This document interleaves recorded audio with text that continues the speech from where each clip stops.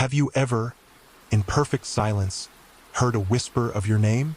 Or caught a flicker of movement in an empty room out of the corner of your eye? That isn't your imagination. It's an echo, the echo of a long-forgotten story, trying to be remembered. Welcome to Echoed Chronicles, the place where we listen to the stories that never truly died. The job description on the online portal had been a masterpiece of corporate blandness. Night Security Associate. The duties listed were simple enough: monitor security feeds, perform hourly patrols, maintain a logbook, and ensure the facility remains secure. It was third shift work from 10 at night until 6 in the morning at a place called the Ironwood Data Repository. The pay was surprisingly decent, enough to cover rent and the mounting student loan payments that felt like a low-grade fever I could never quite shake. For a guy like me, Leo Sterling, whose art history degree was proving to be about as lucrative as a chocolate teapot, it was a lifeline. The interview had been a short, perfunctory video call with a remote HR person who seemed more interested in confirming I had a pulse and a clean criminal record than in my qualifications. The real orientation happened on my first night, with the guy I was replacing. His name was Arthur. He was a squat, powerfully built man in his late 50s with a face like a worn leather satchel and eyes that seemed permanently tired. He met me at the main gate, the chain-link fence topped with barbed wire looking particularly grim under the buzzing mercury vapor lamps. "Leo," he grunted, not bothering with a handshake. He just jangled a heavy ring of keys. "Right, let's make this quick. I've got a date with a pillow that's long overdue." He led me toward the building, a monolithic block of windowless, beige concrete that looked like it had been dropped into the middle of this cleared patch of Washington forest and then forgotten. We were a good 20 miles east of Redmond, out where the suburban sprawl gives way to thicker woods and winding two-lane roads.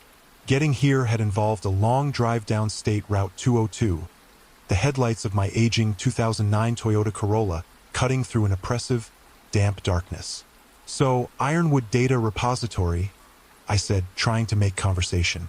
"What kind of data are we repositing?" Arthur shrugged, jamming a key into the heavy steel door. "Client stuff. Financial records, legal documents, medical archives. Big corporations pay a fortune to keep their old digital files stored and secured off-site. Think of it as a retirement home for hard drives. It's all backed up in the cloud, of course, but regulations and paranoia mean they need a physical copy. That's us." The door hissed open, revealing a small, brightly lit lobby that was utterly at odds with the brutalist exterior.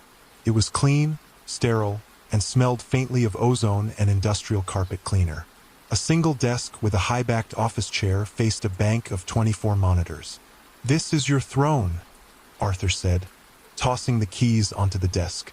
They landed with a heavy clatter. "You sit here, you watch the screens. Most of them are exterior shots. The fence line, the parking lot, the roof access points. 4 of them cover the server halls. Nothing ever happens. The only person you'll see all night is yourself." He walked me through the basics. The computer system was a proprietary thing called SecureTrack. It was archaic, with a blocky green and black interface that looked like it belonged in a Cold War movie. He showed me how to log events, a process that involved typing a short description and hitting F7 to timestamp it.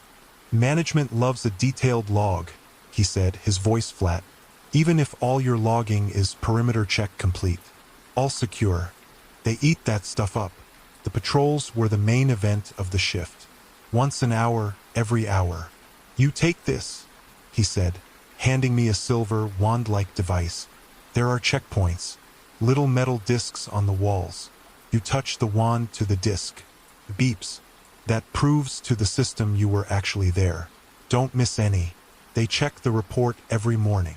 He pointed to a laminated map taped to the wall. It showed the building's layout. 3 long corridors, designated Hall A, Hall B, and Hall C, were filled with what he called server stacks, rows upon rows of locked metal cabinets. A 4th, smaller hall, Hall D, was at the back of the building. It was marked with a red border on the map. Halls A, B, and C are your route. Takes about 15 minutes to do the whole loop, Arthur explained. "You don't go in Hall D." "Why not?" I asked. "It's legacy hardware. Old clients, mostly defunct companies. The systems in there are ancient and delicate. Climate control is finicky. Management wants as little foot traffic back there as possible. There are no checkpoints in D, so there's no reason for you to be there. Door stays locked. He gestured to one of the keys on the ring, a thick, brass-colored one. That's the master for the server halls.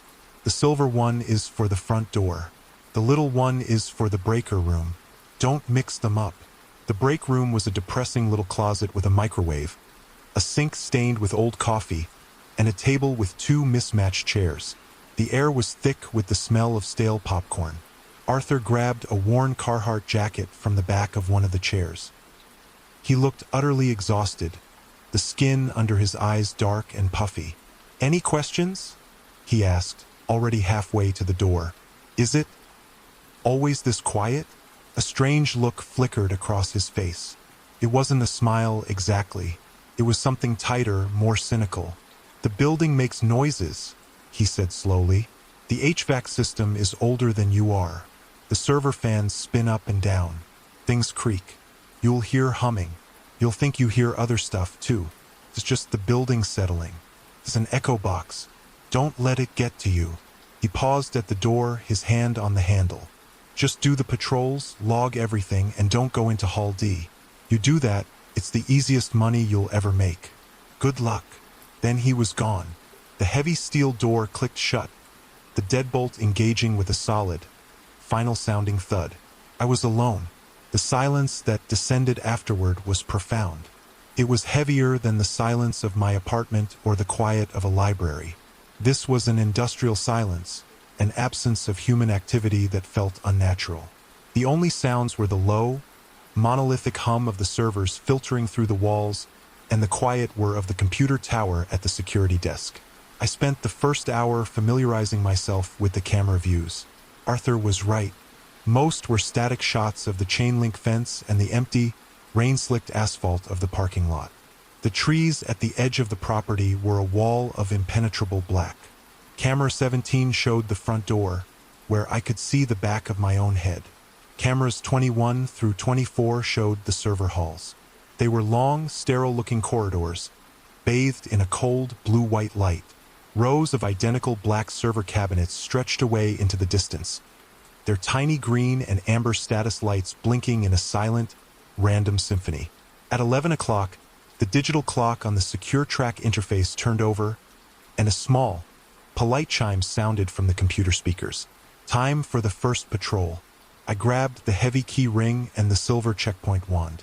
The sheer weight of the keys felt reassuring, a tangible symbol of responsibility. Unlocking the door to the main building was the first test. The brass key for the server halls. It slid into the lock smoothly. I stepped out of the small office lobby and into Hall A. The change in atmosphere was immediate. The air was significantly colder, and the humming was much, much louder. It wasn't just one hum. It was thousands of them. The combined were of countless tiny fans and spinning hard drives, all layered on top of each other to create a single, resonant frequency that you felt in your teeth. The floor was polished concrete, and my footsteps seemed offensively loud, echoing down the long corridor. The checkpoint discs were easy enough to find, small silver circles about the size of a quarter, mounted on the wall every 50 feet or so. I touched the wand to the first one. It beeped softly and a small green light on the wand flashed. Simple. I continued down the hall, the rows of black cabinets stretching out on either side of me. Each cabinet had a small digital temperature display, most of them reading a cool 68 degrees Fahrenheit. The cold air pouring from vents in the ceiling was constant, a man-made winter designed to keep the electronics from frying. I turned the corner into Hall B, my routine already starting to feel established. Touch the wand, walk, listen to the hum. It was almost meditative. The sheer monotony was the most striking thing. I could see why Arthur looked so tired. 8 hours of this would be a true test of mental endurance. It was halfway down Hall B that I noticed the first thing that was out of place. It was a sound. Over the omnipresent, multi-layered hum of the servers, there was another noise. A soft, rhythmic ticking. I stopped walking and listened. My own footsteps died away, leaving only the drone of the machines and this new sound. Tick, tick, tick. It was slow, patient, like a large grandfather clock. But there were no clocks in here, just endless racks of silent, blinking machines. I tried to pinpoint the source. It seemed to be coming from somewhere ahead of me, further down the hall. I walked slowly, my head tilted. The sound didn't seem to get any louder or softer. It was just there, part of the building's soundscape now. I told myself it was just a relay or a faulty power supply in one of the thousands of servers. Arthur's words came back to me. The building makes noises. You'll think you hear other stuff, too. This must be what he meant. I found the next checkpoint and touched it with the wand. Beep. I continued my patrol, but the ticking sound followed me. It was still there when I reached the end of Hall B and turned into Hall C. It was a persistent, unnerving little metronome in the heart of the humming machine. I completed the patrol of Hall C, the ticking a constant companion. The final checkpoint was on the wall just before the door that led back to the office lobby. I touched it and then paused, looking down the short corridor to my right. At the end of it was a single, heavy, gray-painted door. A small, black plastic sign on it read, Hall D, Restricted Access. This was the place Arthur had warned me about. The door looked no different from any other, but his warning had imbued it with a certain gravity. I could still hear the ticking sound, and for a strange, irrational moment, I thought it might be coming from behind that door. I took a half step towards it, then stopped myself. Don't be an idiot, Leo. It's your first night.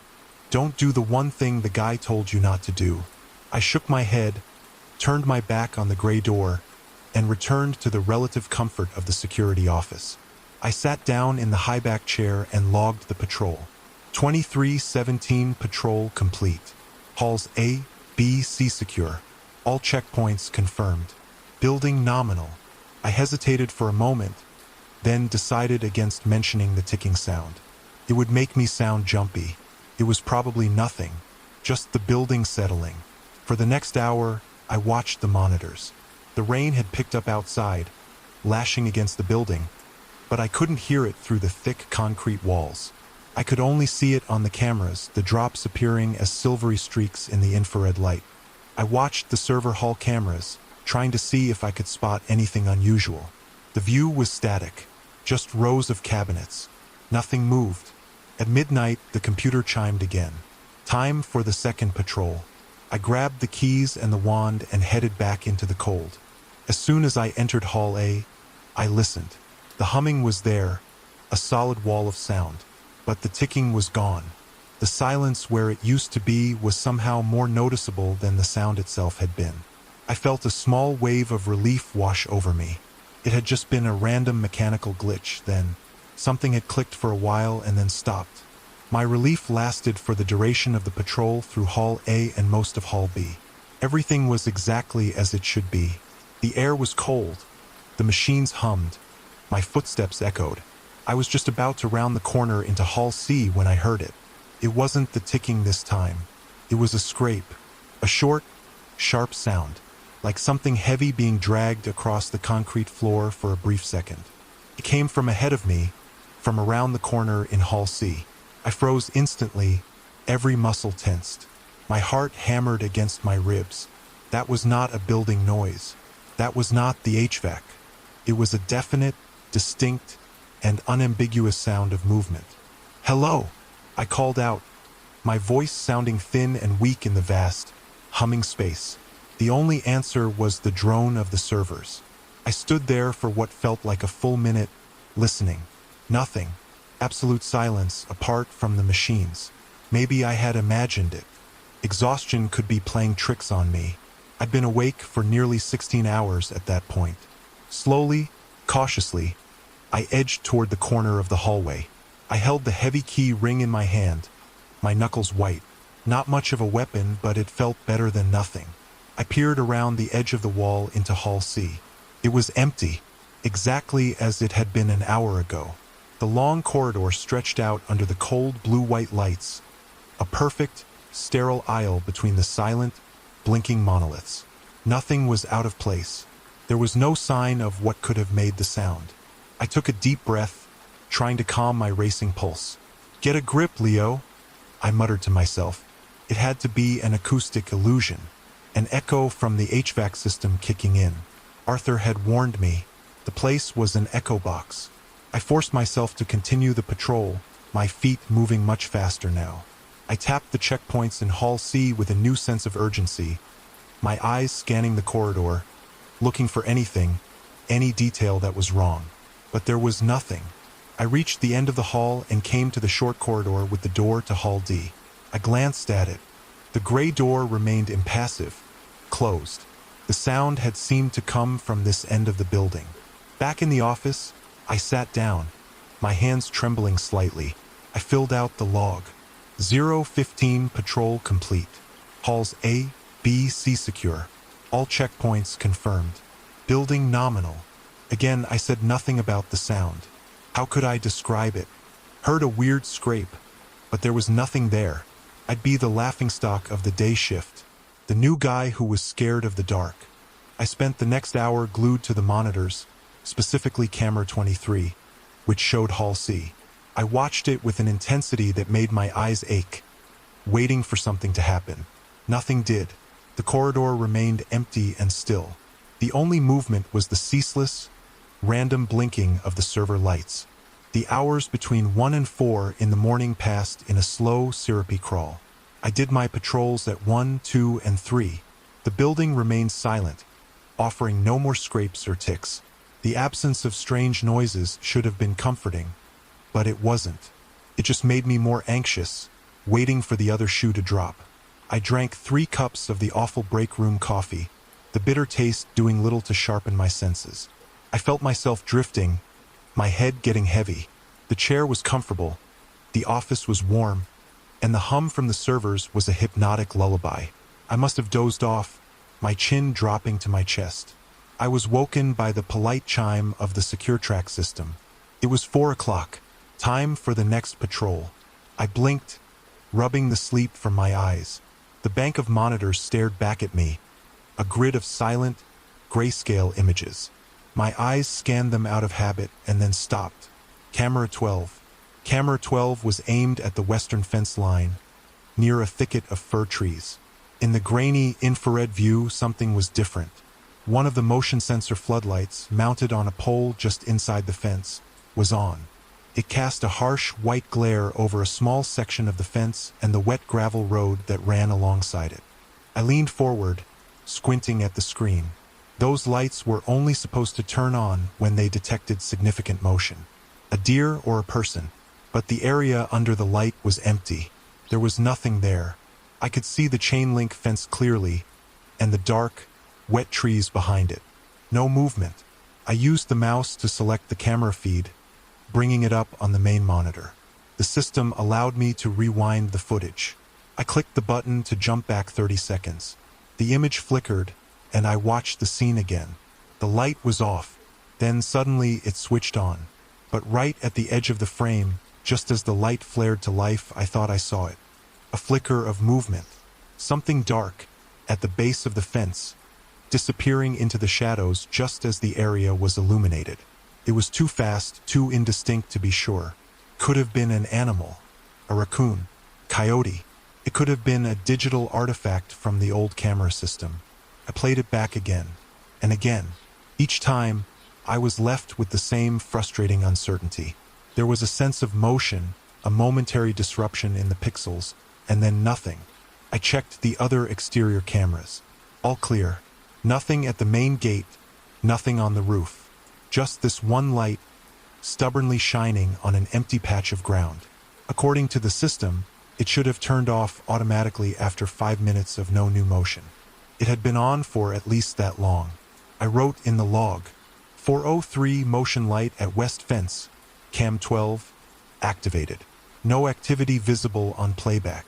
Possible animal. Light remains on. Monitoring. Then I picked up the keys and the wand for my patrol. My heart was thudding again. A slow, heavy beat. Leaving the relative safety of the office felt different now. Before, the threat was an ambiguous sound inside the building. Now, there was a specific event, something happening outside. I stepped into Hall A, and the cold, humming air hit me. I began my walk, my senses on high alert. I wasn't just listening for ticks and scrapes anymore. I was listening for anything. The patrol was uneventful until I was almost finished. I had completed halls A, B, and C, and was walking back towards the office lobby. I passed the corridor leading to Hall D, and I smelled something. It was faint, but unmistakable. The smell of cold, damp earth, and something else underneath it. Something vegetal and vaguely sweet, like rotting leaves. It was the smell of the forest outside after a heavy rain. It was a smell that had no business being inside this hermetically sealed, climate-controlled building. I stopped and sniffed the air. The scent was definitely coming from the direction of the Hall D door. I took a few steps down the short hallway, my rubber-soled shoes silent on the concrete. The smell grew stronger here. It was a rich, loamy odor, completely alien to the sterile environment of the rest of the facility. I reached the door and looked down, and that's when I saw it. At the base of the gray metal door, a small, dark, wet smudge stained the concrete.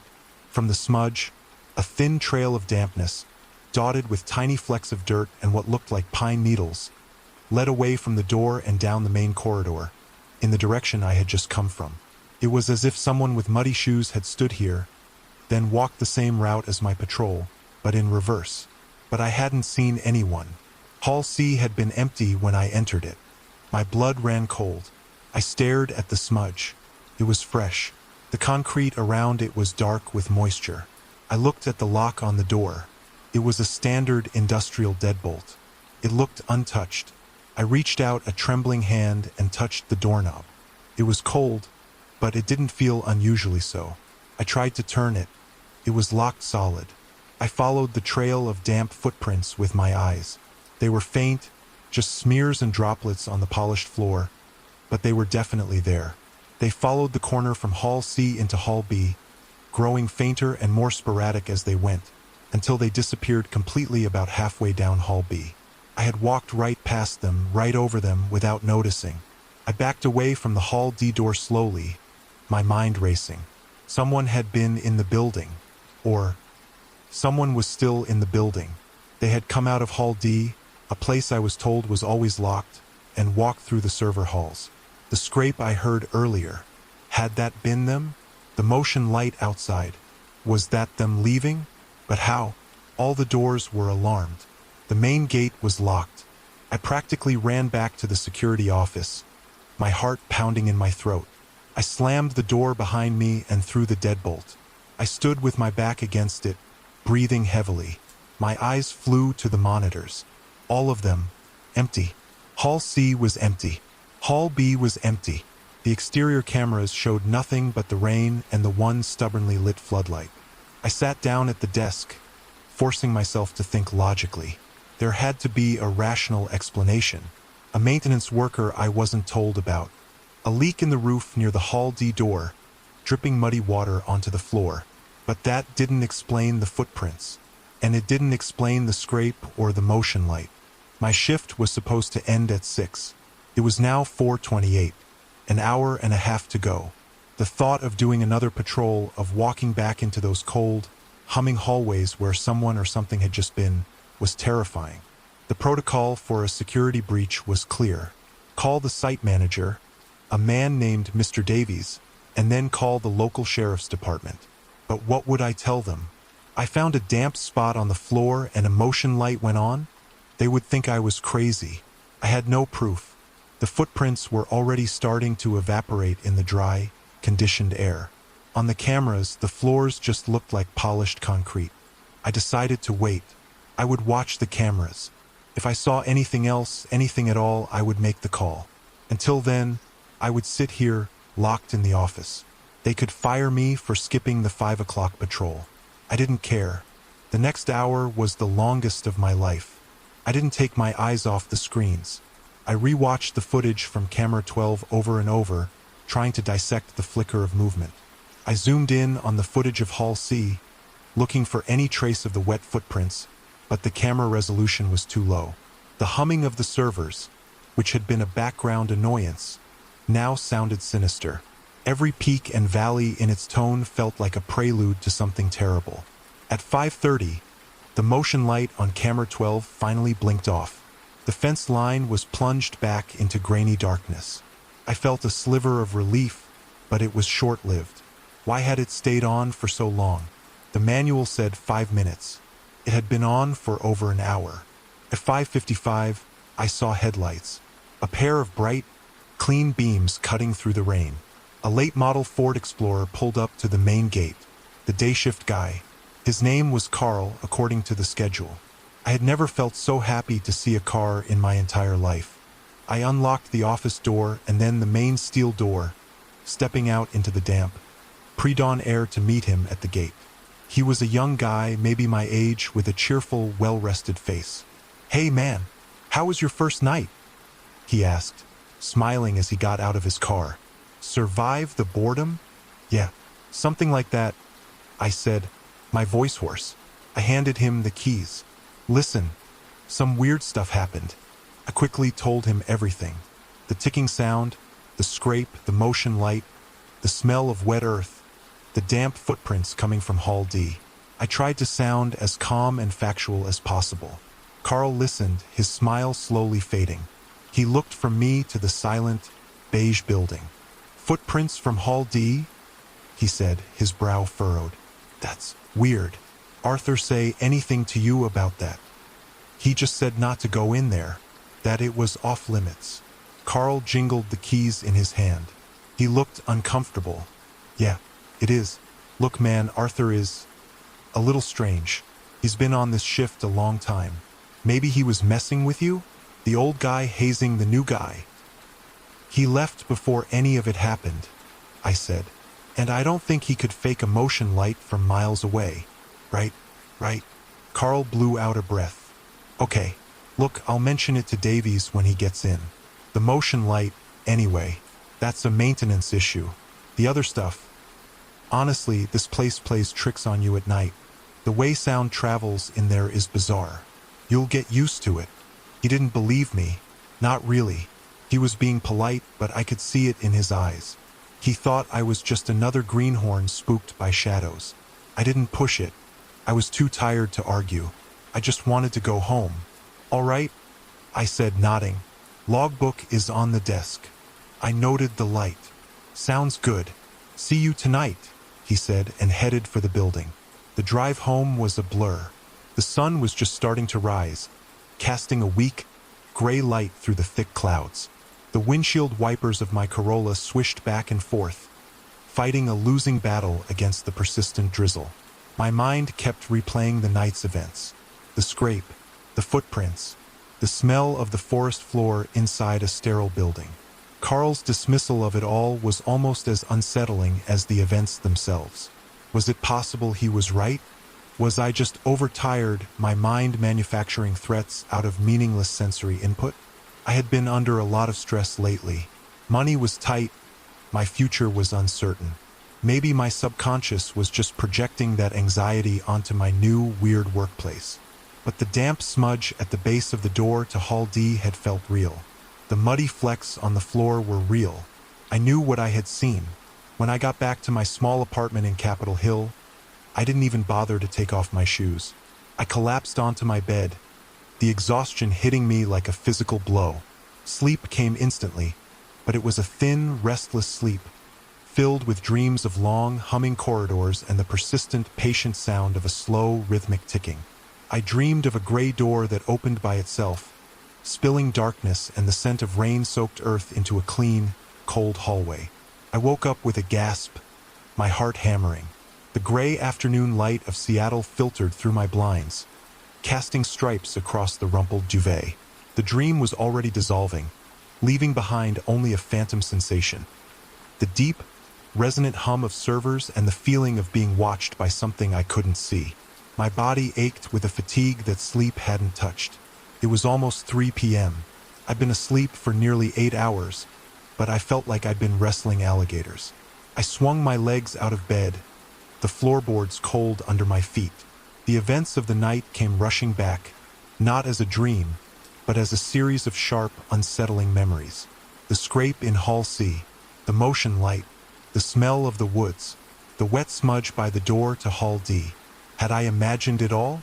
In the rational light of day, it seemed so theatrical, so unlikely. I was a guy who stacked books at the university library part-time before this. My life was a monument to the mundane. People like me didn't find mysterious footprints in top-secret data facilities. I shuffled to the kitchen and made coffee, the familiar ritual a small comfort. As the machine gurgled and hissed, my phone buzzed on the counter. It was an unknown number with a 425 area code. I hesitated, then answered. "Hello, is this Leo Sterling?" The voice was male, crisp, and all business. "Yes, this is Leo. Mr. Sterling, this is Robert Davies. I'm the site manager for the Ironwood Repository." My stomach tightened. "Oh, hello, Mr. Davies. I'm calling about your report from last night. My day shift operator, Carl, mentioned you had some concerns. Something about a malfunctioning motion sensor on the west perimeter." His tone was professionally neutral, but I felt like I was being interviewed all over again. "Yes, that, and a few other things," I said, trying to keep my voice steady. "Let's start with the light. I've had our remote diagnostics team take a look at the system. It appears that sensor has a faulty capacitor. Can trigger randomly and get stuck in an on state. We've reset it remotely, and a technician is scheduled to replace it later this week. Thank you for logging it properly." He delivered this explanation with such smooth corporate finality that it felt like a wall being erected. Plausible, boring wall. "Okay," I said slowly. There was also a sound I heard, and some moisture on the floor in the main corridor. There was a brief pause. "Your predecessor, Arthur, mentioned the building has some unique acoustic properties. It's a large, mostly empty concrete structure, and the HVAC system is a bit of a relic. Can produce a wide range of noises. As for moisture, the humidity variance between the server halls and the exterior can sometimes cause condensation, especially near the doorways. It's a known issue we're working to mitigate." Another perfect, impenetrable explanation. He was addressing each of my concerns, but he was dismissing them, packaging them up as mundane maintenance issues. The moisture seemed to be coming from the Hall D door. I pressed, feeling a bit desperate. There were tracks, like dirt or mud. The silence on the other end of the line was longer this time. When he spoke again, his voice had lost some of its breezy efficiency. It was harder. "Mr. Sterling, let me be perfectly clear. Your duties do not involve Hall D. No one's duties involve Hall D, except for specialized technicians, and their visits are scheduled weeks in advance. That hall is sealed. The equipment within is client decommissioned but subject to a multi-decade data preservation order. It is, for all intents and purposes, a vault. There is no reason for you to be near that door, and there is certainly no reason for that door to be opened. Am I understood?" "Yes," I said, my throat dry. "Understood. Excellent. We appreciate your diligence, but I trust we can consider these initial atmospheric quirks to be resolved. We'll see you for your shift tonight." It wasn't a question. He hung up. I stood in my kitchen, the phone still pressed to my ear, listening to the dead air. His explanation was so thorough, so complete, that it should have reassured me. Instead, it did the opposite. His sudden intensity about Hall D was a blaring alarm. He wasn't just telling me to stay out, he was warning me, and his explanations felt too neat, too clean, like they were prepackaged answers for anyone who started asking questions. I spent the next few hours in a state of agitated limbo. I tried to read, but I couldn't focus. I put on the TV, but the noise was grating. Finally, I sat down at my laptop and did what any sensible, paranoid person would do. I started Googling. Ironwood Data Repository. The results were sparse. There was a single, generic corporate landing page with a stock photo of a server rack and a lot of buzzwords. Secure, redundant, compliant, your data's final destination. There was no address listed, just a P.O. box in Bellevue. No staff photos, no About Us section with a folksy company history. It was an information black hole. I searched for news articles, press releases, anything. Nothing. The place was a digital ghost. I widened my search. Industrial Facility SR-202, Missing Persons Redmond Woods, Strange Occurrences Fall City. I went down a dozen rabbit holes, finding nothing but old hiking forum posts and articles about local zoning disputes. There was nothing to latch onto, nothing to confirm that the wrongness I felt was real. The rational part of my brain told me to quit, to call Mr. Davies back and tell him I wasn't a good fit, that this job wasn't for me. But another, more desperate part of my brain did the math. My rent was due in a week. My last student loan payment had been late. Quitting wasn't an option. I had to go back. Before I left, I rummaged through a storage closet and found an old, heavy-duty Maglite my dad had given me years ago. It took 4 D-cell batteries and weighed about 3 pounds. It was a stupid, pointless gesture, but holding its solid, metallic weight in my hand made me feel marginally better. The drive back to Ironwood that night was worse than the first time. The darkness outside the beams of my headlights seemed deeper, more absolute. Every rustle of leaves in the wind sounded like a footstep. Every shadow seemed to coalesce into a watching figure. I was actively psyching myself out, and I couldn't stop. When I pulled up to the gate, Carl's Ford Explorer was idling, its headlights cutting through the drizzle. He got out as I approached, and I could see his face in the glow from my dashboard. The easy smile from the morning was gone. He just looked tired. "Hey," he said, his voice subdued. He handed me the key ring. "Quiet day?" I asked, trying to sound casual. "Yeah, dead." He avoided my eyes, looking at the main building instead. "Hey, I looked at that spot you were talking about, by the Hall D door. And nothing," he said a little too quickly. "Floor's totally clean, dry as a bone. Must have just been some condensation like Davies said. Probably evaporated." He finally met my gaze, and I saw a flicker of something in his eyes. Uncertainty. "Look, man, just keep your head down tonight. Log what you have to, do the patrols. Don't go looking for stuff, you know?" "Yeah, I know," I said. He seemed relieved. He got in his car and drove off, leaving me alone in the oppressive silence of the empty parking lot, the monolithic building looming over me. The first 2 hours of my second shift were an exercise in supreme tension. I sat at the desk, the office door locked, and stared at the monitors. Every flicker of digital noise on a camera feed made my heart jump. The constant hum of the servers from beyond the door sounded like a predator's growl. I drank a cup of coffee, the liquid hot and bitter in my churning stomach. At 11 o'clock, the polite chime sounded for my first patrol. I took a deep breath, grabbed the Maglite along with the keys and the wand, and unlocked the door. The cold air of Hall A hit me, and I started my walk. I swept the beam of the Maglite in front of me, its bright, focused circle of light cutting through the sterile blue-white glow of the overheads. The beam made the shadows deeper, darker. I felt exposed, a single moving thing in a vast, silent space. I moved through Hall A and into Hall B, my ears straining over the hum of the machines for any other sound. There was nothing, no ticking, no scrapes. I reached the end of Hall B and turned the corner into Hall C. My first stop was the corridor leading to Hall D. I pointed the Maglite at the floor where the smudge had been. It was, as Carl had said, completely clean. The concrete was pale and uniform. There was no stain, no flecks of dirt, no lingering smell of damp earth. It was as if it had never happened. The sight of the clean floor was more unnerving than the memory of the mess. The evidence was gone. Had I hallucinated the whole thing? I completed the rest of the patrol in a state of heightened anxiety and returned to the office, my mind a whirlwind of doubt and fear. I sat down, the heavy Maglite on the desk beside my keyboard. 2316 patrol complete. Halls A, B, C secure. All checkpoints confirmed. Building nominal. The lie felt heavy on my fingers as I typed it. I settled in for the long wait until the midnight patrol. I watched the cameras. I reread the sparse training manual. I did anything to keep my mind occupied.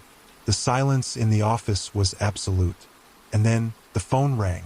It wasn't a chime or a beep. It was a loud, strident, physical ring. A jangling, metallic brawling. that shattered the silence and made me physically jolt in my chair, knocking my knee against the underside of the desk. I stared at the phone. It was a standard beige office telephone, probably from the late 90s, with a small LCD screen that was dark. It was plugged into a data port on the wall. I had assumed it was a dead prop, part of the office furniture that was no longer in use. It rang just once. One jarring, shocking burst of sound. Then silence again. My heart was rabbiting in my chest. I stared at it, waiting for it to ring again. Didn't. The room was as quiet as a tomb. Slowly, as if approaching a venomous snake, I reached out and picked up the handset. It was light and plastic. I lifted it to my ear. There was no sound, no dial tone, no static, no hum, nothing. It was a completely dead line. I pressed the buttons. Nothing happened.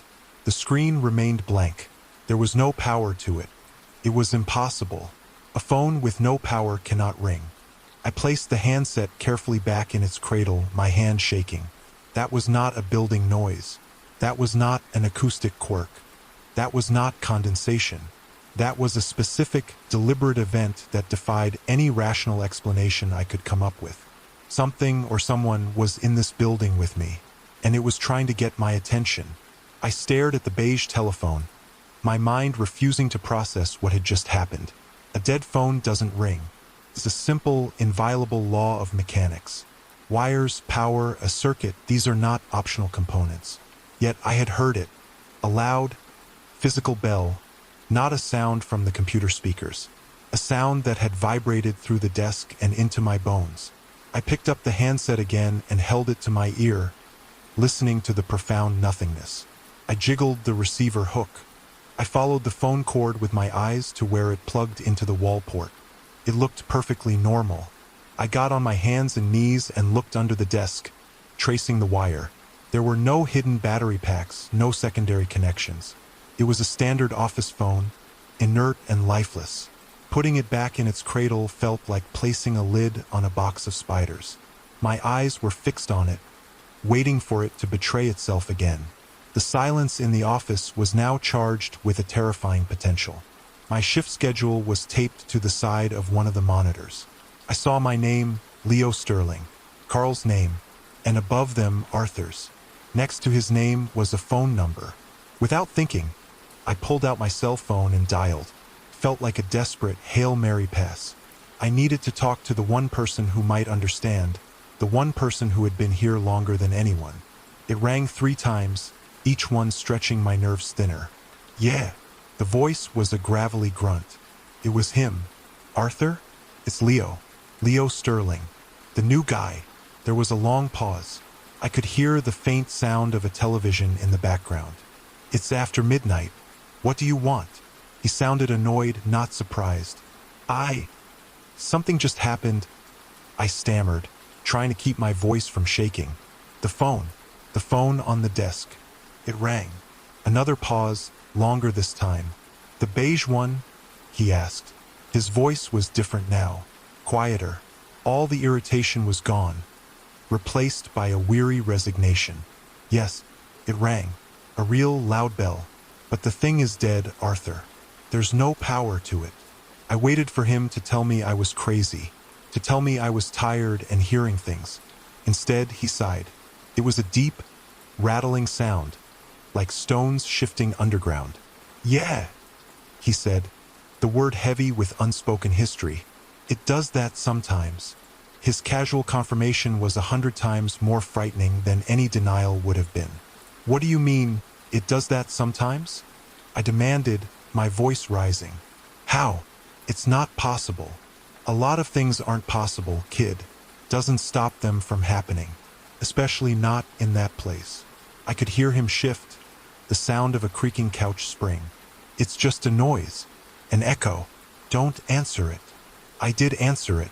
There was nothing there. No dial tone. Good, he said. That's for the best. Just leave it alone. It's not for you. What is that supposed to mean? Who is it for? My mind was racing. Arthur, what is this place? Last night, I found muddy tracks coming from the Hall D door. There was a weird scraping sound. The motion lights were going haywire. "Did you tell Davies?" he asked, his voice sharp. "Yes." He gave me a bunch of corporate non-answers about faulty capacitors and condensation. Arthur let out a short, mirthless laugh. "Yeah, that sounds like Davies. He's good at that. He has a whole playbook full of plausible deniability." "So you've seen things too?" I pressed, feeling a surge of validation. "This stuff, it's real?" "Listen to me, Leo," Arthur said, his voice low and serious. "You want to keep this job, you do what Carl told you. You keep your head down. You do your patrols, you log your reports, and you ignore the extracurriculars. The building is old.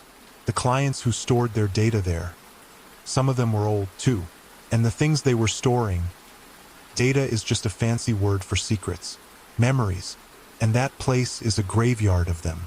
Sometimes graveyards have ghosts." Ghosts, he said it so plainly, not as a metaphor but as a simple statement of fact. "The phone, Arthur. What about the phone?" "Been doing that for years," he said. "Maybe once or twice a month. It rang once on my first week. Scared the hell out of me. I asked the guy I was replacing, an old-timer named Sal. He told me the same thing I'm telling you. It's just a noise, an echo in the machine. Don't engage with it. Don't try to figure it out. There are some doors you don't want to open. Like Hall D," I whispered. The silence that followed was heavy and cold. "I'm going back to bed, kid," Arthur said finally, his voice flat and distant. "Don't call this number again." He hung up. I stood there, the dial tone from my own cell phone buzzing in my ear. He knew. He knew everything I was talking about was real, and he had chosen to live with it, to wall it off and ignore it just to get through the night.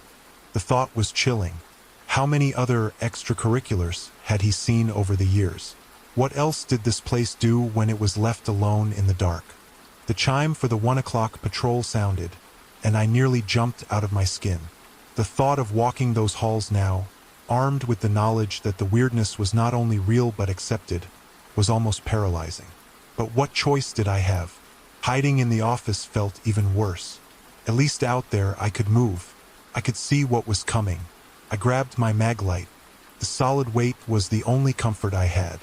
I stepped out of the office, the door clicking shut behind me, and into the cold, humming expanse of Hall A. This time, the patrol was different. I wasn't just looking and listening. I was searching. My paranoia was gone, replaced by a grim, focused certainty. The building was not empty. I swept the beam of the mag light into every corner, across the tops of the server cabinets, down the long, empty stretches of concrete. The halls were silent, except for the omnipresent hum. I passed from A to B, the routine mechanical and hypnotic. I rounded the corner into Hall C, and immediately shone my light down towards the short corridor leading to Hall D. The gray door stood there, impassive. The floor was clean. I continued my patrol, ticking off the checkpoints with the wand. I was at the far end of Hall C, the spot where I had heard the scraping sound the night before. I paused, listening intently. Nothing. I swept my light across the floor and then up the face of the server cabinets. They were all identical. Black, metal, perforated doors, small locks, and a blinking array of green and amber lights. I ran the beam of the mag light down one of the rows. Cabinet C70, C71, C72. Then I stopped. Cabinet C73. The small lock on its door was different from the others. The others were standard wafer locks, clean and brass-colored. This one was darker, more tarnished, and sticking out of it was the tip of a key. Not the whole key, just the very end of it. A tiny sliver of jagged metal, snapped off inside the lock. It was almost invisible unless you were looking for it. A glint of coppery brass deep within the keyhole. I leaned closer, my heart starting to pound. Someone had tried to open this cabinet, or lock it, and they had broken their key off in the attempt. I looked at the heavy ring of keys in my hand. The brass master key, the silver front door key, the small breaker room key. None of them looked like they would fit this lock anyway. This was something else. I shone the mag light on the floor around the base of the cabinet. There, Almost hidden in the shadow underneath was a small, dark object. I crouched down and picked it up. It was the rest of the key. The bow and shaft, tarnished and old-fashioned looking, snapped cleanly in two. It wasn't a modern key. It was an old, solid brass skeleton key, the kind you might find in an antique shop. I stood up, holding the two pieces of a puzzle I didn't understand. Why was this here? Who had tried to get into this specific cabinet? My eyes were drawn back to the lock. Just above it, etched into the metal, was a small, discreet logo. It wasn't the Ironwood logo. It was a stylized bird, a raven or a crow with its wings spread. And below it, a single word, Corvus. I had never seen that name or logo before. I checked the adjacent cabinets. They were all blank, save for the stenciled serial numbers. Only C73 was different. I put the broken key in my pocket. A cold, hard secret. I finished the patrol, my mind buzzing with new questions. A dead phone that rings. A locked hall that leaks mud. And now a specific cabinet, C73, with a broken skeleton key and a strange name. These weren't random glitches. They were pieces of a story. Back in the office, I logged the patrol as nominal, the lie tasting like ash. Then I sat down at the security console and typed Corvus into the search bar of the secure track system. The system was designed for logging events, not for deep searches. But I had to try. I hit enter. The screen flickered. A single line of text appeared in the blocky green font. Client_Eddie Corvus. Status: decommissioned, Archive D. Location: Hall D. My breath caught in my throat. Corvus wasn't a cabinet. It was a client. A former client whose hardware was now stored in the one place I was forbidden to go. So, the key in my pocket. Did it belong to something in Hall D? Had someone come out of that hall, tried to access this one remaining cabinet in Hall C, and broken their key? Was that the scrape I'd heard? The sound of them fumbling with the lock, dropping the key? It almost made sense. But it created 1,000 more questions. Who were they? How did they get in and out of a sealed hall? And why this one cabinet? What was inside C73 that was so important? I stared at the screen, at the words location, Hall D. Arthur's warning echoed in my head. There are some doors you don't want to open. The computer chimed for the 2 o'clock patrol. I stood up, the broken key a heavy weight in my pocket. Every instinct told me to stay in the office, to lock the door and wait for morning. But a new, dangerous curiosity was warring with my fear. The story was unfolding around me, and I was a part of it now. I had to know what came next. I went on the patrol. The building was silent. The halls were empty. But now they didn't feel empty. They felt like they were holding their breath. When I got to cabinet C73, I stopped again. I shone my mag light on the lock, on the tiny, trapped shard of brass. I looked at the Corvus logo. Then, on a mad impulse, I reached out and pulled on the cabinet door. It was locked, solid, unmoving. Of course it was. I finished my patrol and returned to the office, feeling defeated. I had all these fragmented pieces, but no way to put them together. The rest of the night bled away in a haze of caffeine and nervous energy. I did my patrols at 3, 4, and 5.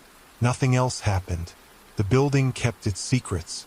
When Carl arrived at 5:55 a.m., he looked at my face and his own tired expression deepened. "Rough one?" he asked. I just nodded, handing him the keys. I didn't tell him about the phone. I didn't tell him about Arthur's cryptic warnings. And I certainly didn't tell him about the broken key in my pocket. These were my secrets now. "The light's fixed, by the way," he said, trying to be helpful. "Tech came by yesterday afternoon while I was here. Replaced the whole unit." "Good," I said, my voice flat. One mystery solved, 100 more created. As I drove away from Ironwood, into the slowly dawning light, I felt a fundamental shift inside me. I wasn't just a night watchman anymore. I was an investigator. The fear was still there, a cold knot in my stomach, but it was now overlaid with a burning, obsessive need to understand. I knew that going back there tonight was a terrible idea, but I also knew with absolute certainty that I would. I had to. The ghost in the machine had my attention now. The days started to blur into a strange, inverted rhythm of restless, dream-haunted sleep and long, tense nights. My apartment became a place I only ever saw in daylight, a temporary holding cell between shifts at Ironwood. I stopped calling friends, stopped answering texts. My world had shrunk to the size of that beige concrete building and the mysteries held within its walls. The broken skeleton key lived in my pocket.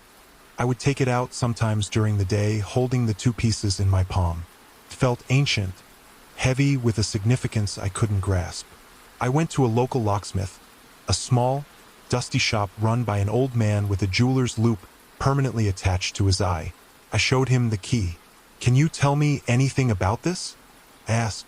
He held the pieces delicately, examining the cut and the material. "Old," he said, his voice raspy. "Pre-1950s, probably. Brass. This type of warded lock, you don't see them much anymore outside of antique furniture. A cabinet key, most likely. Or a small chest. Not a door key. Not for a house." He looked at me over his glasses. "It's a clean break. Someone put a lot of torque on this. Tried to force something that didn't want to turn." His words confirmed my suspicion. The scrape I'd heard wasn't just a fumble. It was the sound of a struggle, a fight with a lock. My third and fourth nights at Ironwood were quiet. Deceptively so. The building seemed to be dormant. The beige phone on the desk remained silent. There were no new sounds, no strange smells, no damp footprints. The halls were just halls, cold and humming. I did my patrols, my maglite beam cutting through the sterile air, and found nothing. Cabinet C-73 remained locked and impassive, the broken tip of the key still glinting in its core. The quiet was almost worse than the activity. It gave me too much time to think, to brood. I started to feel like I was the ghost, haunting these empty corridors, searching for signs of a life that wasn't there. Mr. Davies never called again. My log entries were a litany of building nominal, a lie that was becoming easier to type each time. I was creating my own wall of plausible deniability. I felt a strange kinship with Arthur, understanding his weary resignation. It was easier to pretend nothing was wrong than to confront a reality that didn't make sense. But I couldn't let it go. During the day, I renewed my online searches, armed with a new keyword, Corvus. The word itself was a dead end, leading to pages about the bird genus. But I got creative. I started cross-referencing it with terms from the Ironwood website. Corvus Data Storage, Corvus Digital Archiving Seattle. For hours I got nothing. Then, buried deep in the search results, on page 14 of a Google query, I found a link. It was to a digitized newspaper archive of the Seattle Post-Intelligencer from 1988. The article was small, a filler piece on the business page. The headline read, "Local Tech Pioneer Closes Corvus Labs." My heart quickened. I read the short article, my eyes devouring the words. It described a man named Alastair Finch, a reclusive and eccentric computer scientist who had run a private research lab called Corvus Labs out of a facility in the Cascade foothills. Finch, the article said, was a brilliant but paranoid figure who had worked on early forms of data encryption and long-term digital storage in the 1970s and 80s, long before the internet made such things commonplace. He was obsessed with creating a permanent digital record, a way to store information that would be safe from decay, disaster, and what he called the slow, inevitable rot of history. The article mentioned that Corvus Labs was shutting down due to lack of funding and Finch's increasing isolation. His work was considered a dead end, a technological curiosity. The final paragraph was the one that made the hairs on my arms stand up. Finch's remaining assets, including his proprietary servers and archived research data, are being transferred to a third-party deep storage facility for indefinite preservation as per the terms of his investor's agreement. Finch himself could not be reached for comment, and his current whereabouts are unknown. Alastair Finch, Corvus Labs. It had to be the same. The data in Hall D. It was his life's work. The permanent digital record. I searched for Alastair Finch. This time I found more. He was a minor, almost mythical figure in the early days of Seattle's tech scene.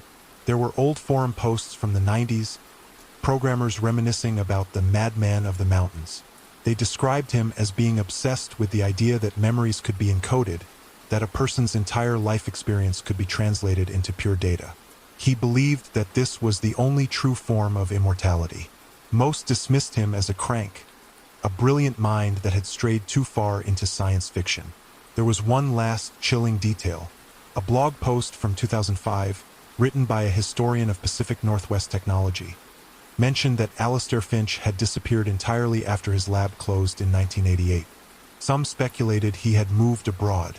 Others whispered that he had died by suicide, unable to cope with the failure of his life's work. No death certificate was ever filed. He had simply vanished. That night, I drove to Ironwood with a new sense of purpose. The mystery had a name now, Alastair Finch. This wasn't just about a weird building. It was about a man's legacy, a man's ghost. The shift began like the others, with a quiet, tense watchfulness. I sat in the office, the weight of Finch's story pressing down on me. The hum of the servers seemed different now, not just a mechanical noise, but the sound of old secrets breathing. At midnight, the computer chimed for my patrol. I picked up my gear and stepped into Hall A. As I walked, I thought about Finch, a man who wanted to create a permanent record, now moldering away in a forgotten hall. The irony was bitter. I was halfway through Hall B when I heard it. It wasn't a tick or a scrape. It was a voice, a faint, distorted whisper, so soft I thought I was imagining it. It was tangled up in the multi-layered hum of the servers, almost a part of the sound itself. I stopped dead, straining to listen. There it was again, a thin, electronic murmur. It sounded like a human voice, but it had been run through a cheap synthesizer, stretched and warped. It was impossible to make out any words. It was just a cadence, a rise and fall of electronic tone that mimicked speech. I tried to locate the source. It seemed to be coming from all around me, emanating from the server stacks themselves. Was it feedback? A stray radio signal being picked up by the electronics? It had to be. I forced myself to keep walking, the whispering sound following me. It was a constant, unsettling companion. As I turned into Hall C, the sound grew marginally louder. I walked slowly, my head tilted, trying to isolate it. The whispering seemed strongest near the middle of the hall. Near cabinet C-73. I approached the cabinet, my heart thudding. The whispering was definitely louder here. It was as if it was leaking out of the perforated metal door. A garbled, electronic ghost trying to speak. I put my ear close to the cabinet door, the cold metal shocking against my skin. The sound was clearer now. It was still distorted, a meaningless stream of digital noise, but beneath it, I could almost hear a word. Pattern. Monent. Record. Perma. Nent. The words were broken, cycling, caught in a loop. Permanent record. Finch's obsession. I stumbled back from the cabinet, a cold dread washing over me. It wasn't feedback. It wasn't a radio signal. It was a recording. An audio file playing on a loop from inside a decommissioned server that shouldn't even have power. I shone my mag light on the cabinet again, my hand trembling so badly the beam of light danced across the black metal. My gaze fell on the lock on the broken piece of key, and then I noticed something I had missed before. Scratched into the black paint just below the lock were a series of numbers. They were faint, barely visible, like someone had etched them with the tip of a nail. 10-26-88. A date, October 26, 1988. Just a few days after the newspaper article announced the closure of Corvus Labs. The day Finch's work was brought here. The day he disappeared. The whispering from the cabinet continued its endless, broken loop. Monent. Record. Suddenly, another sound cut through the air. A loud, metallic clang from the far end of the hall, near the corridor to Hall D. I spun around, snapping my maglite beam down the length of the hall. The corridor was empty, but the sound had been real. It was the sound of a heavy metal object hitting the concrete floor. I started walking, then running down the hall towards the sound. My footsteps echoed loudly in the sudden silence. The whispering from C-73 had stopped. I reached the short corridor that led to the gray door of Hall D. My light swept across the floor. Lying on the polished concrete, gleaming in the beam of my maglight, was a single, heavy, brass key. It was not a skeleton key. It was a thick, modern-looking key, the kind used for high-security locks. Attached to it was a simple plastic tag, yellowed with age. I bent down and picked it up. The metal was cold. I turned the tag over. On it, written in faded black marker, were 2 words: Hall D. I stared at the key in my hand, then at the gray door. The master key. The one key that wasn't on my ring. The one key I was never supposed to have. It had been dropped, or left for me. My mind reeled. The key for Hall D. The whispers from Cabinet C73. The broken key. Alistair Finch. It was all connected. Something had come out of Hall D, tried to open Cabinet C73, and failed. And now it had left me the key to its prison. Was it a trap? An invitation? I looked at the key in my palm. The key to the place where it all started. The key to the legacy of a man who tried to live forever inside a machine. I thought of Arthur's warning. There are some doors you don't want to open. But how could I not? The entire mystery, every strange sound, every inexplicable event, it all led back to what was behind that gray door. The answers were in there. My hand was shaking as I walked to the door. The lock was a heavy-duty deadbolt, set deep into the metal frame. I hesitated for only a second, then slid the brass key into the lock. It was a perfect fit. I turned it. The lock resisted for a moment, stiff from years of disuse. Then, with a loud, grating groan that echoed down the empty hall, the deadbolt retracted. The door was unlocked. All I had to do was turn the handle and pull. The air that flowed out of the newly opened crack in the doorframe was not the same sterile, refrigerated air of the main halls. It was different. It was thick, heavy, and dead. There was no circulation, no hum of HVAC. And beneath the stale, dusty smell, there was another scent, faint and acrid, like burnt electronics and ozone. My hand was still on the doorknob. My rational mind was screaming at me, log the key, call Davies, leave the door closed and walk away. Pretend this never happened.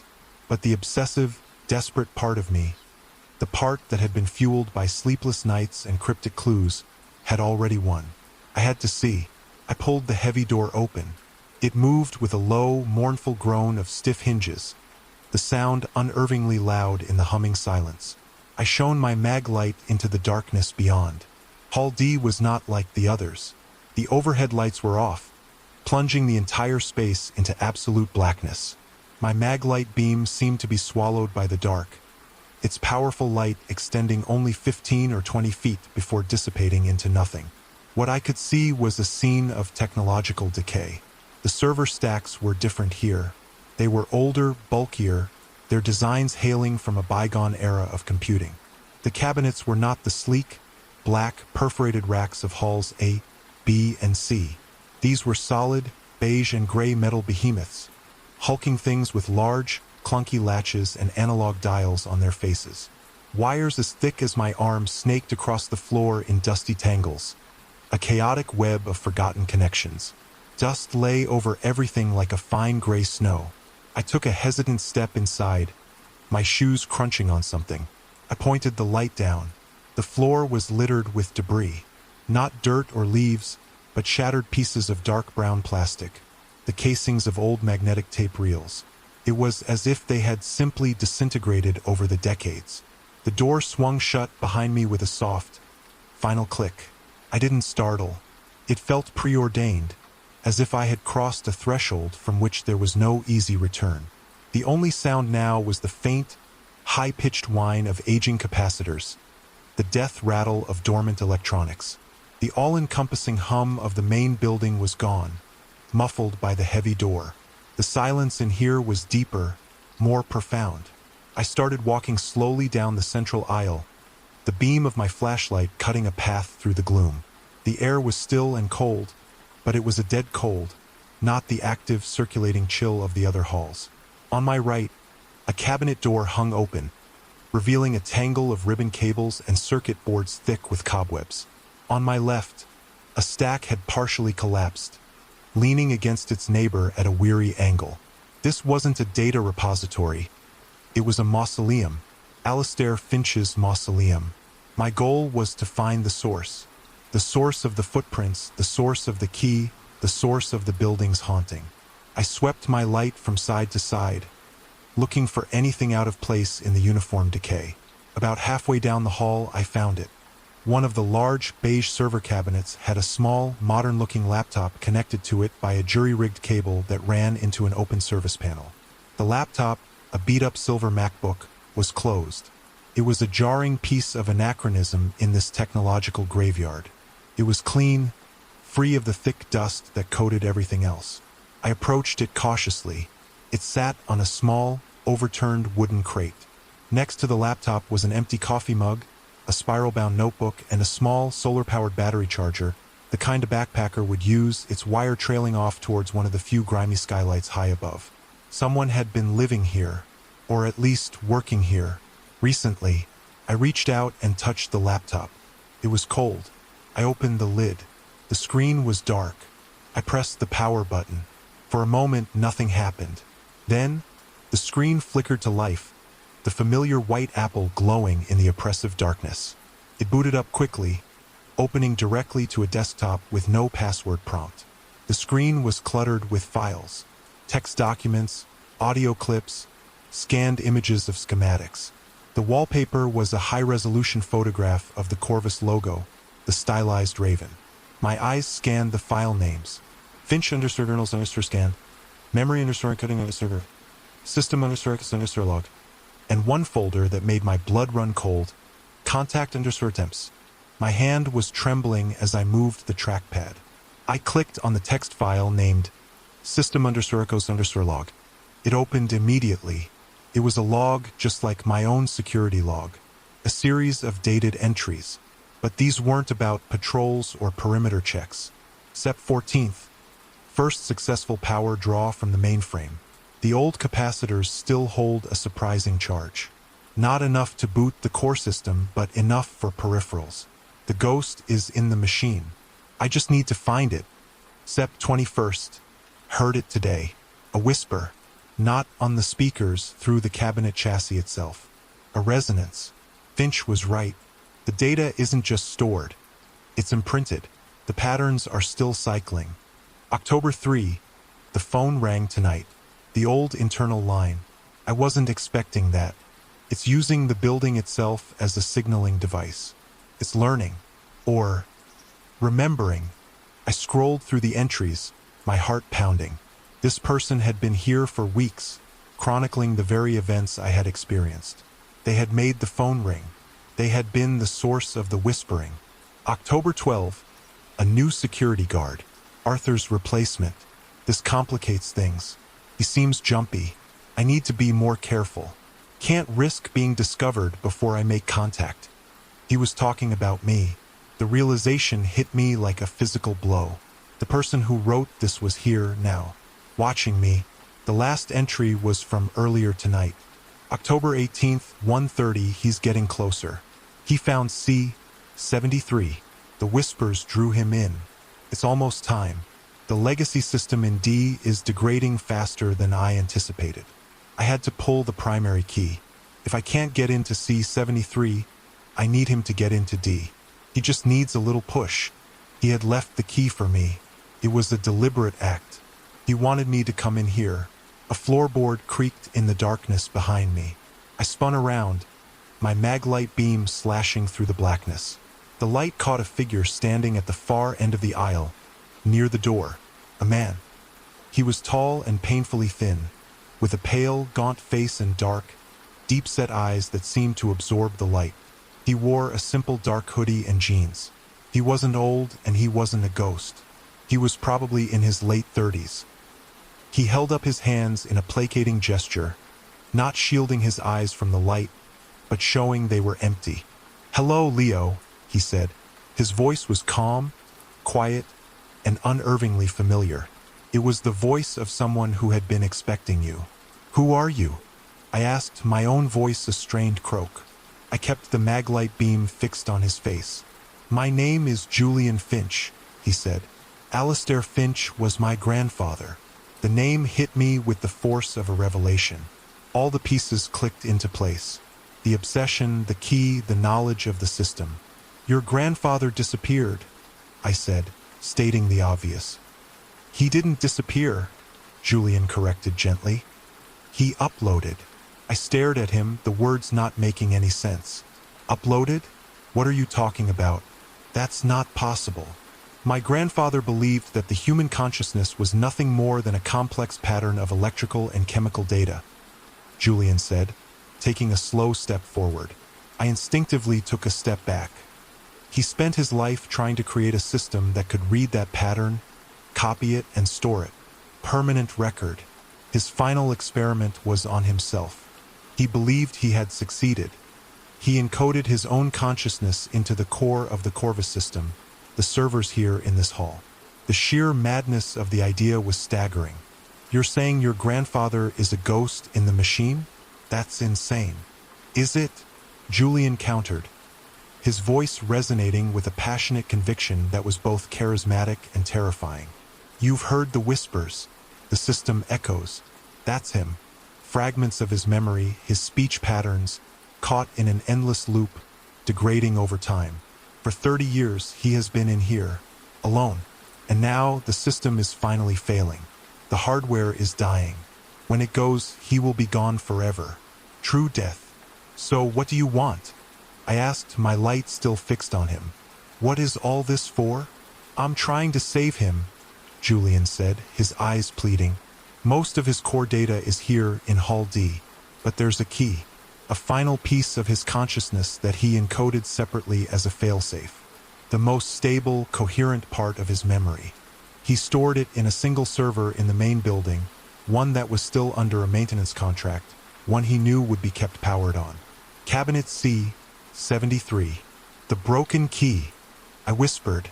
Julian nodded, a flicker of frustration crossing his face. His original skeleton key. He left it for me in his journals. But the lock has corroded. I tried to force it and it broke. Can't get in. I have the hardware to transfer him, to move his data to a modern system. I have everything I need, except that final, crucial file from C-73. Without it, the rest of the data is just noise. It won't cohere. It will be like transferring a man without his brain. He stopped, standing about 10 feet away from me now. That's where you come in, Leo. I can't get into that cabinet. But you can. Me? How? You're the security guard, Julian said, as if it were the most obvious thing in the world. You have access. You can call maintenance. You can report a faulty lock on C-73. You can have them drill it out. You can get me that drive. You can help me save my grandfather. The request hung in the dead air between us. He wanted me to be his accomplice, to abuse my position, to break every rule, to help him commit what? An act of digital necromancy? The entire situation was surreal. A fever dream played out in a tomb of dead computers. Why should I believe you? I asked, my voice trembling. Why should I help you? Because you're curious? Julian said, a faint, knowing smile on his thin lips. Because you've felt it too. The presence in this building. The wrongness. You know something is here. I'm just giving it a name. I'm giving you the chance to be part of the most important discovery in human history. He gestured around at the decaying hall. Or you can just let him rot in here and wonder for the rest of your life what was real. I stood there, paralyzed by the choice. On one hand, a lifetime of rational thought and self-preservation. On the other, the key to a mystery that had consumed my entire existence. The maglite felt impossibly heavy in my hand. The beam wavered, the circle of light trembling on Julian Finch's gaunt, hopeful, fanatical face. The silence in Hall D stretched on, broken only by the faint, high-pitched whine of dying electronics. Julian's words hung in the air, a proposal so outlandish it felt like a hallucination. He wanted me to help him rescue a ghost from a hard drive. He saw the doubt, the fear, the sheer disbelief warring on my face. You think I'm crazy, he stated, not as a question, but as a fact. He took another slow step closer, his hands still open and non-threatening. "Let me show you." He turned and walked over to the laptop. I kept my mag light trained on him, my knuckles white on the heavy cylinder. He sat on the crate and beckoned for me to come closer. "It's all right, Leo. The only thing in here that can hurt you is a falling server rack." My curiosity, that dangerous, insistent engine, propelled me forward. I stood behind him, looking over his shoulder at the laptop screen. He clicked open the folder labeled contact_attempts. It was filled with audio files. "My grandfather was a musician before he was a computer scientist," Julian said, his voice softening. "A cellist. He believed music was pure mathematics, the closest language to the universal structure of the cosmos. It was how he ordered his thoughts. I knew if I could find a trace of him, it would be in the patterns of music." He double-clicked on an audio file named resonance_sample_7. A waveform appeared on the screen, and he hit play.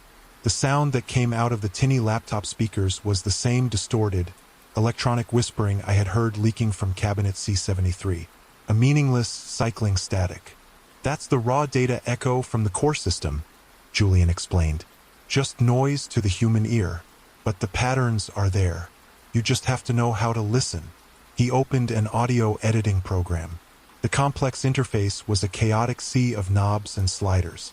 He dragged the audio file into the program, and its jagged waveform filled the screen.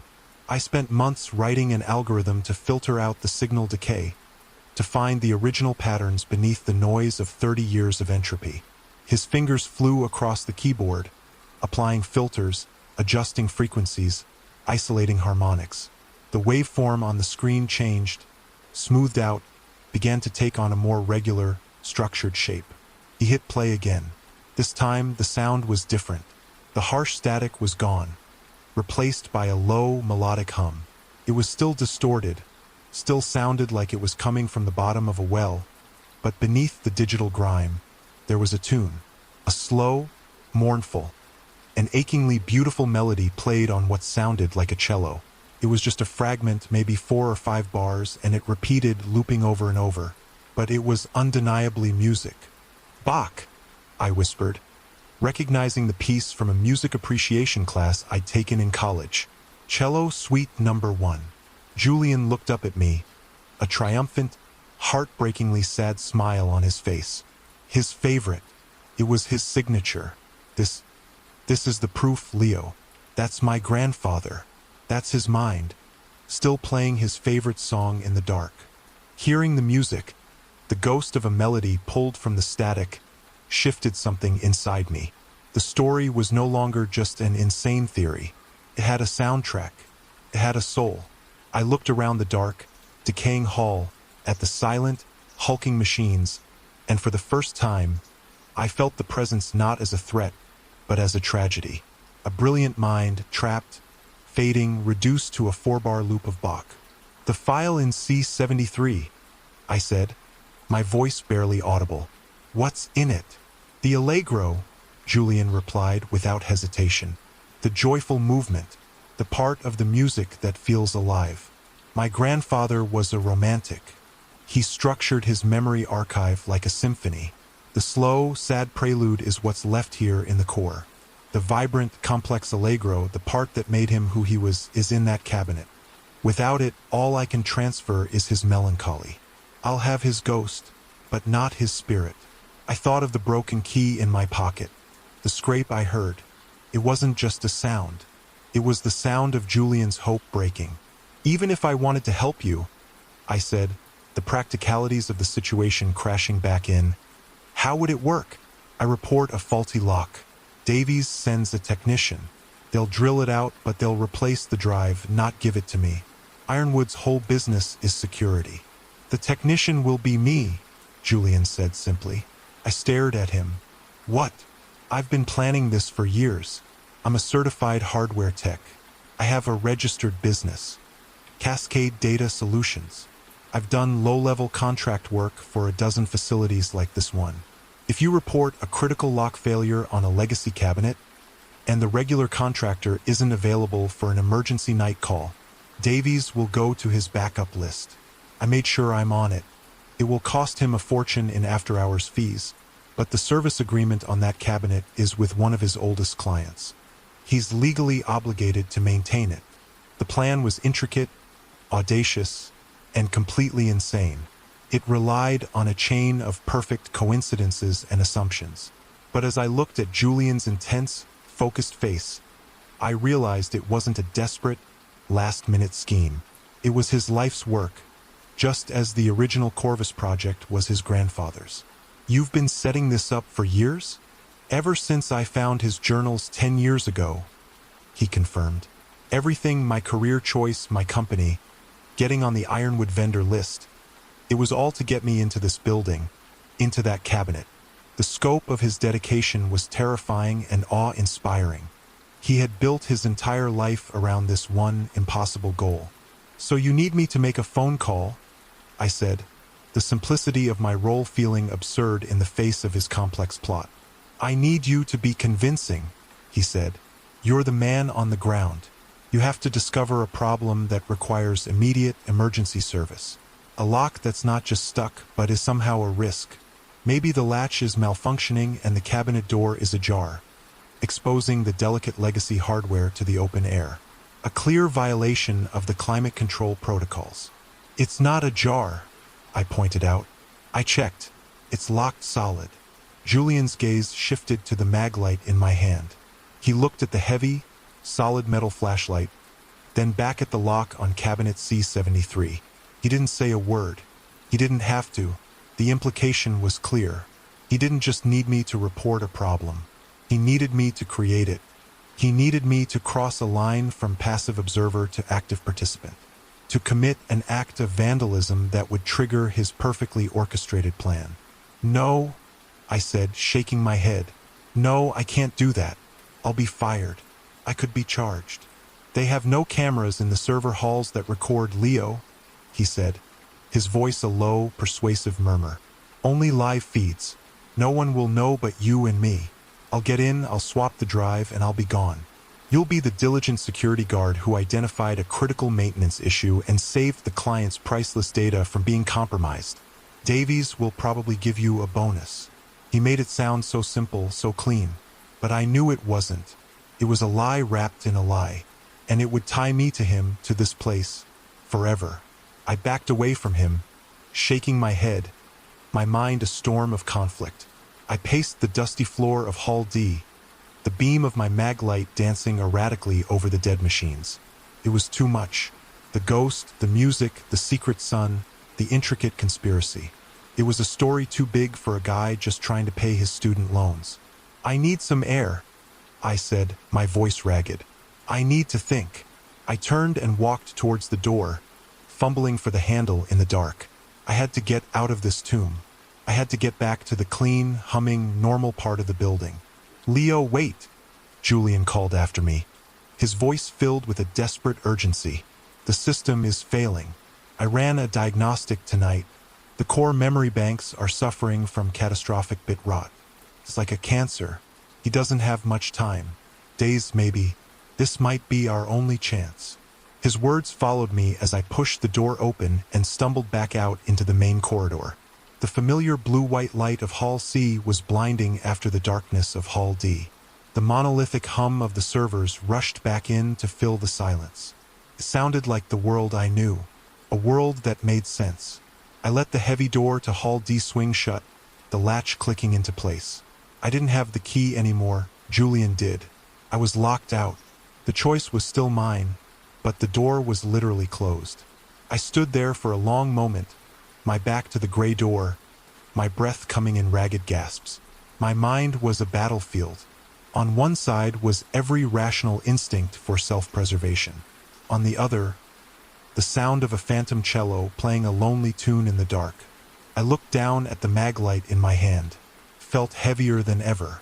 A tool for seeing in the dark, or a tool for breaking things open. I started my walk back to the office, my legs unsteady. My mind was made up. I knew what I was going to do. The risk was enormous. The story was insane. But the thought of leaving Alistair Finch to fade away in that digital tomb, to let his music dissolve into static forever, I couldn't bear it. I reached cabinet C73 and stopped.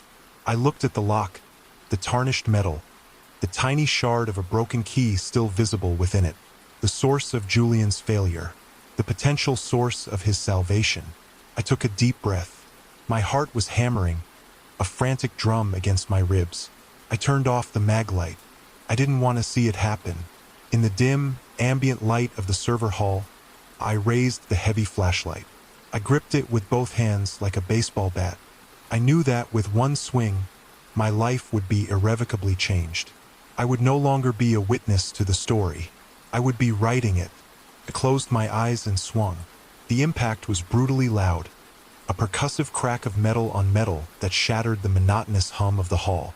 It was a sound of violation, a sharp, ugly noise that didn't belong in this sterile, orderly place. The mag light vibrated in my hands, the shock traveling up my arms. I opened my eyes. My heart was a frantic bird in my chest. I flicked the mag light back on, its beam trembling, and aimed it at the cabinet. The lock was ruined. The heavy blow had smashed the housing, bending the metal of the door inward around it. The door was no longer flush with the cabinet's frame. It was visibly sprung, a noticeable gap now present at the top corner. The latch was clearly, undeniably broken. I had done it. The whispering started again. It wasn't from the cabinet this time. It was from all around me. A chorus of synthesized, distorted murmurs rising from all the server stacks in Hall C.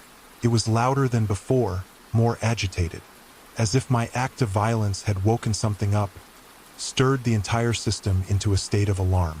The air itself seemed to vibrate with the sound.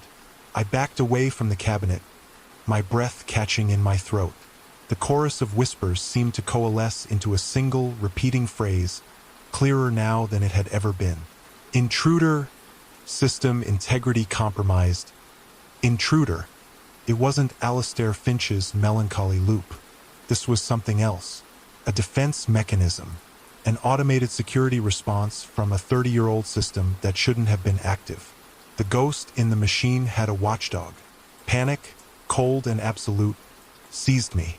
This was not part of Julian's elegant plan. I had to get back to the office. I had to make the call. Now, I turned and ran, the sound of my own footsteps swallowed by the rising tide of electronic whispers.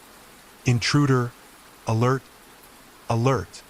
I fumbled with the key, my shaking hands making it difficult to fit it into the office door lock. I finally got it open, stumbled inside, and slammed the heavy door shut, throwing the deadbolt. The whispers were muffled now, but I could still hear them through the door, a persistent, menacing hiss. I collapsed into the office chair, gasping for air. My adrenaline was firing on all cylinders. I looked at the bank of monitors. On camera 23, the view of Hall C, I could see the damaged door of cabinet C73, a clear black eye of shadow in the otherwise perfect rows. I had to call Davies. I picked up the office landline, the real, working one, and dialed the site manager's number from the emergency contact list. My finger slipped twice before I could dial it correctly. He answered on the second ring, his voice thick with sleep. Davies. Mr. Davies, it's Leo Sterling at Ironwood, I said, my voice tight and strained. I hoped he would attribute it to panic over the situation, not guilt. Sterling? What is it? It's 3 in the morning. Sir, there's a problem in Hall C. Cabinet lock has failed. C73. The door is sprung. It's open. I recited the lines Julian had given me, the lie feeling clumsy and foreign in my mouth. The hardware is exposed.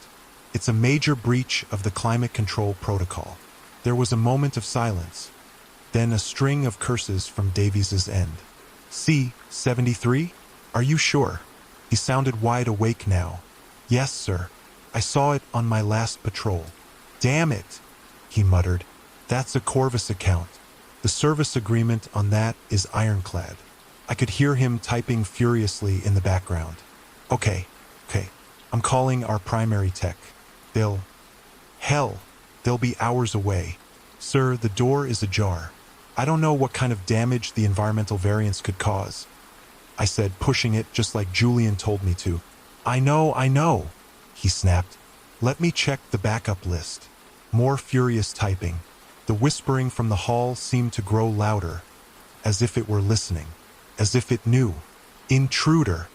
Okay, there's a local outfit, Davies said, his voice strained with frustration. Cascade Data Solutions. They're certified for this kind of legacy hardware. Their emergency rates are criminal, but it's better than a lawsuit from the client's estate. It was working. My heart leaped. Julian's intricate plan was falling into place, a series of perfectly arranged dominoes. Should I call them, sir? No, I have to authorize it. I'm sending them the work order now. Their ETA should be within the hour. Sterling, your only job now is to secure the area. Do not let anyone else near that cabinet. Do not touch it yourself. Just keep an eye on it.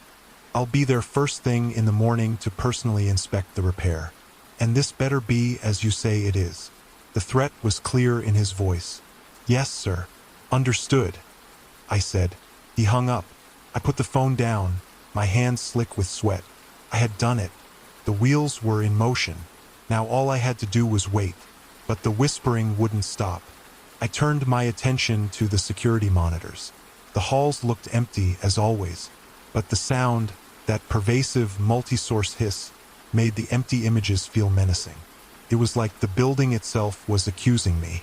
About 20 minutes later, a new sound began, a low, rhythmic thumping. It was coming from the direction of Hall D. I cranked up the volume on the audio feed from the hallway microphone. Thump, thump, thump. It was a heavy, deliberate sound, something striking the inside of the Hall D door. Julian. He was trapped in there. What was he doing? Was he panicking? Or was this something else? The thumping continued, steady and unnerving. At the same time, the whispering in Hall C grew more agitated, the pitch rising, the words garbling into a stream of angry static. The two sounds seemed to be in conversation with each other, a call and response between two different parts of the same haunted system. Then my cell phone buzzed. It was an unknown number. I answered it, my throat tight. Hello, it's me. Julian's voice was a tense whisper. I'm in Hall D. Is it done? Did you make the call? Yes, I said. He's calling you. He said ETA is within the hour. Good, good. He sounded relieved, but there was a frantic edge to his voice. Leo, something is wrong. The watchdog, the security AI on the old Corva system, you're damaging the cabinet triggered it. It's trying to lock me out of the local network. And it's doing something else. It's trying to purge the core data. Purge it? You mean delete it? Yes, a scorched earth protocol.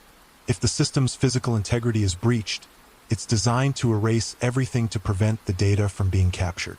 It's wiping your grandfather, I said, the horror of it dawning on me.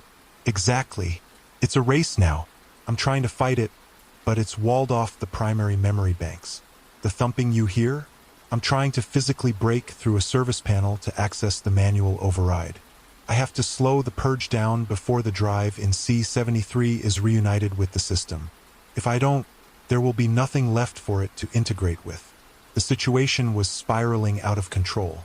This wasn't a clean, surgical operation anymore. It was a chaotic, desperate scramble. How much time do we have? I asked. I don't know. Minutes? An hour? The system is 30 years old and running on fumes. Could cascade into total failure at any second. Just be ready when I get there. I might not have much time to work. He hung up. I was alone again, trapped in the office with the cacophony of a dying, digital ghost. The whispers from Hall C, the thumping from Hall D. The building was tearing itself apart. 40 minutes later, which felt like 40 years, I saw headlights on camera 1. A white, unmarked service van pulled up to the main gate. A figure got out. Even on the grainy camera, I could see it was Julian. He wore a blue work shirt with the Cascade Data Solutions logo embroidered on the chest. He carried a heavy-duty tool case. He looked the part perfectly. I buzzed him in through the main gate, my hand shaking on the mouse. I met him at the main building door. His face was pale and smudged with grease. His eyes were wild. The purge is at 40%, he said, his voice a low, urgent hiss. He didn't waste time with pleasantries. Davies sent the work order. I have to log in and out on the contractor's tablet to make it official. Where is it? He strode past me into Hall C. The whispering intensified as he approached, as if the system knew its enemy was here. Intruder, intruder. Julian ignored it. He knelt before the damaged cabinet, his movements swift and practiced. He opened his tool case. It was filled with a dizzying array of electronics and specialized tools. He pulled out a small, powerful-looking drill. "Stand back," he said. In seconds, he had drilled out the remains of the ruined lock. With a squeal of protesting metal, he pried the cabinet door open. Inside was a single, ancient-looking server tower, far bulkier than anything modern. A thick layer of dust covered its surface, and a single red light blinked ominously on its faceplate. Julian didn't hesitate. He unplugged a series of thick, archaic cables and, using a specialized tool, slid the entire server chassis out of the rack. He laid it on the floor and quickly removed the side panel. Inside was a complex web of ribbon cables and green circuit boards. At its center was the hard drive.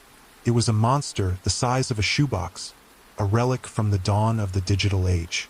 Julian's hands moved with surgical precision, disconnecting the drive from its cradle. As he lifted it out, all the sounds in the building stopped. The whispering, the thumping, the hum of the servers. Everything went silent. The sudden, absolute quiet was more shocking than any noise had been. The only sound was my own ragged breathing. Julian held the old hard drive in his hands as if it were a holy relic. "I have it," he whispered, his voice filled with awe. Then, a new sound began. A single, pure, clear note. It came from the speakers in the office, from the intercoms in the hall. It was the sound of a cello playing one perfect, sustained A. The note hung in the air, vibrating through the entire facility. Julian looked up, his eyes wide. "He knows," he breathed. "He's waiting." He turned and ran, not walked, towards Hall D, clutching the precious hard drive to his chest. "Keep the door open," he yelled back at me. I raced after him. He was already at the gray door, fumbling with the key. He got it open and disappeared into the darkness within. I caught the door just before it closed, holding it open for him, my body acting as a doorstop. The single, perfect cello note continued to ring throughout the building, a beacon in the silence. It was a sound of hope, of anticipation, a welcome. Alistair Finch was waiting for the final piece of his soul to come home. I stood in the doorway of Hall D, the heavy steel pressing against my shoulder, holding the threshold open between two worlds. The clean, brightly lit, and now silent world of the main facility, and the dark, chaotic tomb where Julian was frantically working. The pure cello note, that single, unwavering was the only bridge between them. It was a sound that was both beautiful and unbearably tense. My maglite was still in my hand. I shone its beam into the darkness, following Julian. He was already at his makeshift workstation, the ancient hard drive from C-73 placed carefully beside his laptop. Wires and specialized connectors snaked from his tool case. He was working with a desperate, focused energy, his hands a blur of motion as he hooked the old drive into his modern system. "The purge stopped at 62%, he said, not looking up from his work. His voice was tight, stressed. "The watchdog AI must have gone dormant when the main power relays shut down, when everything went silent. It bought us time, but the core memory banks are fragmented. I have to reintegrate this data stream before the residual charge in the capacitors bleeds out completely. If that happens, the system is dead for good." The laptop screen was filled with scrolling lines of code, progress bars, and complex diagnostic windows. It looked like a mission control panel during a space launch. "Is it working?" I asked, my voice a whisper. "I'm initiating the data transfer now," he said. "The drive from C-73. It's the index, the master file table. It's not just the Allegro part of his memory. It's the key to how all the other fragments are supposed to fit together. Without it, I just had a library full of torn pages. Now, Now I can rebuild the book. A new progress bar appeared on the screen. Transferring legacy index. The bar began to fill, agonizingly slowly, a thin sliver of green moving from left to right. The pure cello note that filled the building suddenly wavered. It dipped in pitch, catching itself, then dipped again, like a singer running out of breath. Julian's head snapped up. "No, no, no," he muttered, his eyes darting between his laptop and the hulking, dead machines around us. "The charge is fading faster than I thought. The system is unstable." He typed a rapid series of commands. "I'm trying to reroute auxiliary power, but it's like trying to perform surgery with a sledgehammer. Come on, Alistair. Hold on. Just a little longer." The progress bar on the screen was at 30%. The cello note wavered again, and this time it was joined by a crackle of static, the same digital noise I had heard before. The watchdog was stirring. The system was fighting back. "It's resisting the integration," Julian said, his voice grim. "The security protocols are re-engaging. They see the new data stream as a foreign body. A virus." The laptop speakers crackled. "Intruder, intruder, purging, purging." The electronic voice was back, but it was weak now, distorted and broken. "Fight him, grandfather," Julian whispered, his knuckles white as he gripped the edge of his laptop. The progress bar crawled to 50%. The pure cello note and the harsh static of the watchdog were now locked in a strange, discordant duet, battling for control of the building's sound system. One moment, a clear, beautiful note would ring out. The next it would be consumed by a roar of static and the broken word, "Purging." I felt utterly useless, a spectator at a war I couldn't comprehend. My only job was to hold the door to keep the way open. I glanced back over my shoulder into the bright, silent emptiness of Hall C. Felt miles away a different reality. My reality. The one where I was a night watchman who was about to be fired, arrested, or both. The progress bar hit 75%. The cello note suddenly surged in volume and clarity, overpowering the static for a glorious, sustained second. In that moment, it wasn't just a single note. It blossomed into a full, rich chord, complex and resonant. It was the sound of a mind coming together, of scattered pieces finding their place. Julian let out a triumphant gasp. "It's working. The index is reintegrating the fragmented files. He's becoming whole." But the victory was short-lived. The watchdog responded with a final, desperate surge of its own. A wave of harsh, white noise exploded from the speakers, painfully loud. The lights on Julian's laptop flickered. One of the old, hulking server stacks in the corner of Hall D let out a loud pop, and the acrid smell of burnt electronics filled the air. A wisp of smoke curled from its vents. The progress bar on the screen froze at 99%. "No!" Julian yelled, hammering at the keyboard. "The power relay just blew. I've lost the connection."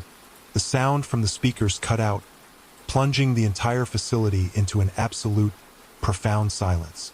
Even the faint whine of the capacitors was gone. The building was completely and utterly dead. Julian stared at the screen at the frozen progress bar. 1%, he whispered, his voice hollow with disbelief. I was 1% away. He slumped forward, his head in his hands, a picture of utter defeat. The silence in the hall was deafening. Felt like the silence of a tomb. We had failed. Alistair Finch was gone. His consciousness scattered and lost in the final system crash. I let go of the door. It swung shut with a heavy, final thud, the latch clicking into place. We were sealed inside the dark, dead hall. I leaned back against the cold steel, the adrenaline draining out of me, leaving behind a cold, heavy sense of despair. It was over. For a long minute, neither of us moved or spoke. The only light was the faint glow from my mag light, which I had set on the floor, and the frozen, taunting screen of Julian's laptop. Then the laptop screen went black. "The battery's dead," Julian said, his voice flat and lifeless. It was the final nail in the coffin. I didn't know what to say. "I'm sorry," were the only words I could find. He didn't answer. He just sat there, a silhouette of failure in the gloom. And then, a new light appeared in the hall. It was faint at first, a soft, amber glow, emanating from one of the server cabinets deep in the hall. It wasn't a status light. It was bigger, warmer. Another light blinked on, then another. They weren't on the outside of the cabinets. They were inside, shining through the ventilation grates. "What is that?" I whispered. Julian lifted his head, his eyes reflecting the new light. "That's not possible," he breathed. "There's no power." Slowly, we both stood up and started walking towards the light. The glow was coming from the very back of the hall, from a row of cabinets that had seemed as dead as all the others. As we got closer, we could see that the light was coming from the small, circular glass portals of old magnetic tape drives. The reels inside were spinning, slowly, smoothly, and in perfect unison.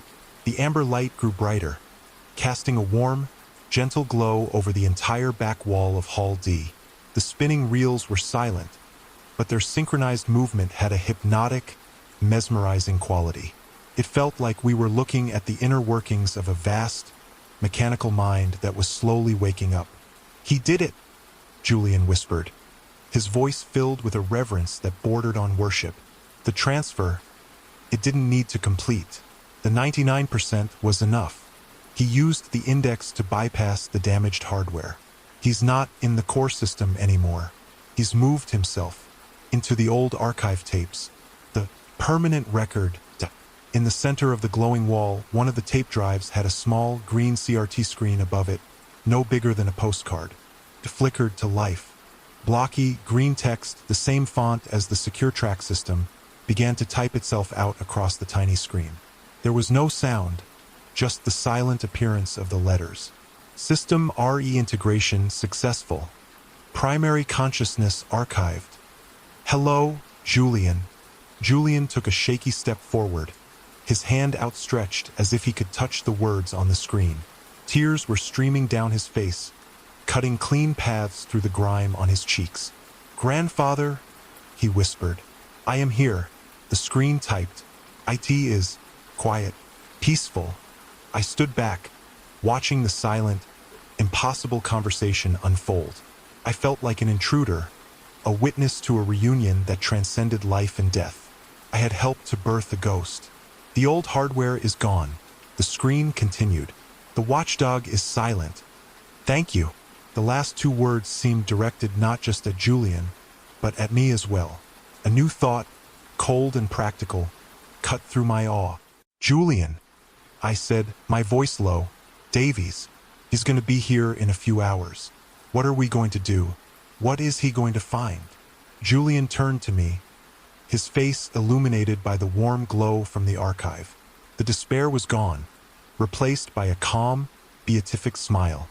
"He'll find a successful repair," he said. He walked back to the now-dark laptop and his tool case. He picked up a small, sleek, modern hard drive from the case. "I'll put this new drive into the server in C73. I'll close up the cabinet. When Davies gets here, I'll show him the work order." Cascade Data Solutions responded to an emergency call and replaced a faulty, end-of-life hard drive. "Everything will be by the book." "And him?" I asked, gesturing to the glowing wall of spinning tapes. "He's safe now," Julian said. "He's off the network. He's self-contained in this hall. No one will ever know he's here. He can finally rest." The plan was audacious, but it just might work. It was a lie built on top of a dozen other lies, but it was a lie that protected a miracle. The green text on the small screen flickered again. "The door," it typed. "Leave it unlocked." Julian nodded. "He doesn't want to be trapped in here again," he said to me. "He just wants to know the way out is open." We had maybe 2 hours until dawn, until Davies would arrive. 2 hours to clean up our mess, to hide our secret, and to prepare our story. The long night was almost over, but as I looked at the silent, glowing wall and the ghostly conversation happening in text, I knew that for me, nothing would ever really be morning again. I had stepped through a door and seen what was on the other side. And that was something you could never unsee. We had less than 2 hours before the son and Mr. Davies would arrive. The warm, amber glow from the back of Hall D faded, the spinning tape reels slowing to a stop, as if Alistair Finch understood the need for discretion. The hall was plunged back into darkness, the silence now feeling less like an absence of sound and more like a held breath. "We have to move," Julian said, his voice a sharp, focused whisper. The grieving, awestruck son was gone, replaced by the meticulous technician with a job to finish. "Leo, help me with the server chassis." Together, we lifted the heavy, dust-covered server from the floor. Felt like carrying a coffin. We maneuvered it back to Hall C and slid it into its empty slot in cabinet C73. The metallic scrape was loud in the dead quiet. While I stood watch, Julian worked with a speed and precision that was mesmerizing. He took the new, modern hard drive from his case, a slim, black rectangle of plastic and metal, and fitted it into the space where the old one had been. He connected the cables, his movements sure and economical. It was a perfect swap. To anyone looking, this would be the new, functioning heart of the machine. Next came the door. He took a rubber mallet from his tool case and, with a series of surprisingly quiet, expertly placed blows, knocked the bent metal of the cabinet door back into a semblance of its original shape. It wasn't perfect. There were still dents and scratches, but the gap was gone. He fitted a new, standard industrial lock from his case into the ruined housing. It clicked shut with a satisfying finality. "It'll hold for inspection," he said, wiping his hands on a rag. He stood back and surveyed his work. A clear case of catastrophic lock failure leading to a necessary, forced entry to preserve the hardware. The old drive showed critical motor failure upon diagnostic. A textbook emergency replacement. He had his story, and it was flawless. He packed his tools, leaving no trace, then turned to me. He held out the heavy brass key for Hall D. "You should be the one to give this to Davies," he said. "Your security. You found it on the floor during your patrol. You have no idea how it got there. It just adds to the mystery of the faulty lock and explains why I had to drill it." It was the final piece of the puzzle, a loose end that Julian had expertly woven into his tapestry of lies. I took the key, felt heavy with the night's secrets. "What about him?" I asked, nodding towards the now dark and silent Hall D. "Will he be okay in there?"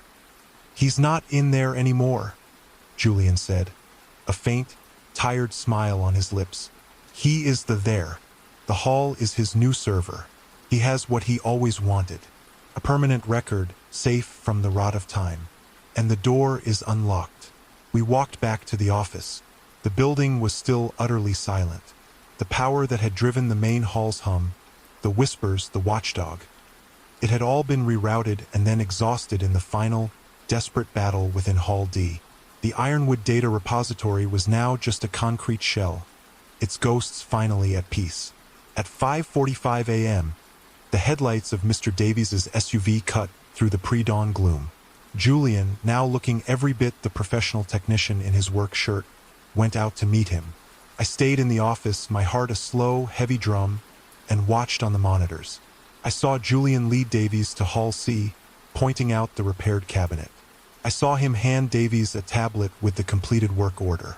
I saw Davies nodding, his expression grim and annoyed, but not suspicious. The performance was perfect. A few minutes later, Davies entered the office, his face a mask of managerial displeasure. "Sterling," he grunted. "Sir," I said, standing up. "What a night. An unmitigated disaster." He ran a hand through his thinning hair. "That technician, Finch, his bill is going to be astronomical. But he says the data is secure. The client's estate won't have grounds for a suit, at least." He looked at me, his eyes sharp. "The tech said you found a key?" I held out the heavy brass key. "Yes, sir. It was on the floor, right here," I said, pointing to a spot on the monitor showing the corridor outside Hall D. "I logged it. No idea where it came from." Davies took the key, his brow furrowed. "Hall D. This lock hasn't been used in 30 years. How the hell does this just show up?" He shook his head, tossing the key on the desk. It landed with a heavy clatter. First the lock on C-73, now this. The whole damn building is falling apart. He saw it as a maintenance nightmare, nothing more. The mystery was a problem for his budget, not his worldview. He was too rational to see the truth. "Go home, Sterling," he said, waving a dismissive hand. "Your replacement is here. I've got a lot of paperwork to do." I walked out of the office and into the cool, damp morning air. The sun was rising, casting a weak, gray light over the forest. Julian was leaning against his van, waiting. "You're a good liar, Leo," he said. "I had a good teacher," I replied. We stood in silence for a moment, the shared survivors of a shipwreck no one else would ever know had happened. "Will you visit him?" I asked. "I don't need to," Julian said, looking at the monolithic, windowless building. "I can access the archive diagnostics remotely through a secure channel I built into the new drive. I'll know he's stable, but I won't talk to him again. His journey is over, and so is mine." He offered me his hand. I shook it. His grip was firm. "Thank you," he said. The words were simple, but they carried the weight of a saved soul. Then he got into his van and drove away, not looking back. I watched until his taillights disappeared down the winding road. Cascade Data Solutions, I knew, would cease to exist by noon. I quit my job at Ironwood a week later. I told Davies the stress of the night shift was getting to me. He accepted it without question. Couldn't go back there. I couldn't walk those silent halls, knowing who was sleeping peacefully in the darkness of Hall D. I couldn't pretend to be a guardian for a place that now held a ghost of my own making. That was a year ago. I work in a small art gallery in Fremont now. It's quiet. My life is boring and predictable, and I am deeply, profoundly grateful for it. I pay my bills. I sleep at night most nights. I never heard from Julian Finch again. But the story isn't over. Not for me. It lives in the quiet moments. Sometimes, when I'm closing up the gallery late at night and the city has gone still, I'll hear something. A faint, phantom sound that seems to rise from the silence itself. It's the ghost of a melody. A few mournful, beautiful notes played on a cello. I tell myself it's just a memory, an echo in my own mind, a scar left behind from that long, impossible night. It's the only rational explanation, but I always leave the door to the gallery unlocked until the very last second before I leave, just in case. You never know when a spirit might need to know the way out is open. They say every story has an echo, that the sounds and words can attract the attention of something. Can you feel it now? That cold spot on the back of your neck? That's the echo of this story, looking for you. Give this video a like if you felt it, and subscribe if you want to find out what other echoes we can awaken together. Just remember, when you turn off the lights, listen carefully. Sometimes you can hear more than you were meant to. Sleep well.